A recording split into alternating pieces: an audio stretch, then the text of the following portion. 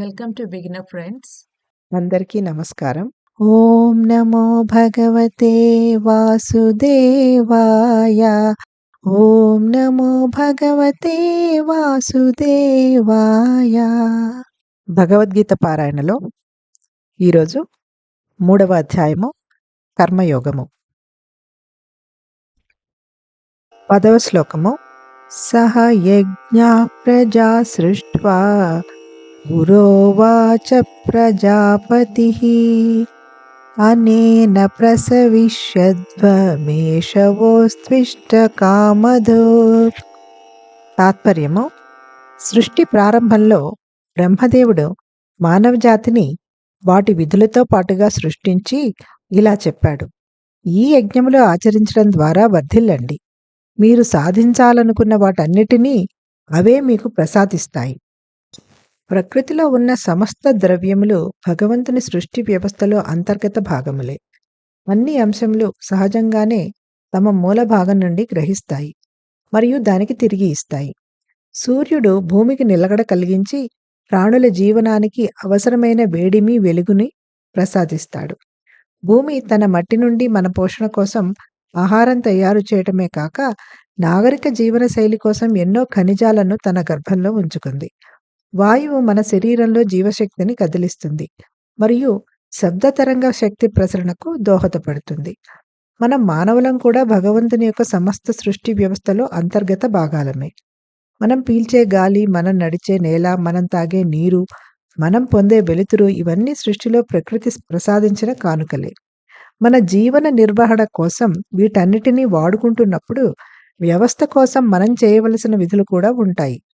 విధింపబడిన కర్తవ్యములను భగవత్ సేవలాగా చేయడం ద్వారా ప్రకృతి యొక్క సృష్టి చక్రంలో మనం తప్పకుండా పాలు పంచుకోవాలి అని శ్రీకృష్ణుడు అంటున్నాడు.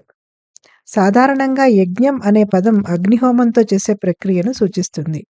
భగవద్గీతలో యజ్ఞం అంటే భగవంతునికి సమర్పితంగా చేసే వేదవిహిత కర్మలు, విధులు అన్నీ కూడా దానిలోకి వస్తాయి.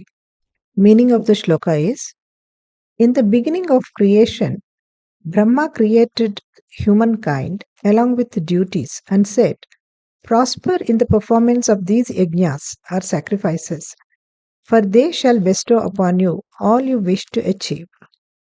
All the elements of nature are integral parts of the system of God's creation. All the parts of the system naturally draw from and give back to the whole.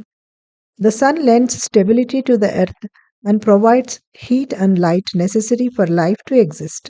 Earth creates food from its soil for our nourishment and also holds essential minerals in its womb for a civilized lifestyle. Air moves the life force in our body and enables transmission of sound energy. We humans too are an integral part of the entire system of God's creation. The air that we breathe, the earth that we walk upon, the water that we drink, and the light that illumines our day are all gifts of creation to us. While we partake of these gifts to sustain our lives, we also have our duties toward the integral system. Lord Krishna says that we are obliged to participate with the creative force of nature by performing our prescribed duties in the service of God. That is the yajna he expects from us. Generally, the term yajna refers to the fire sacrifice.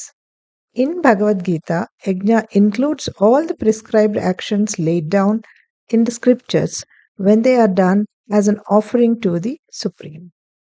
Om Namo Bhagavate Vasudevaya.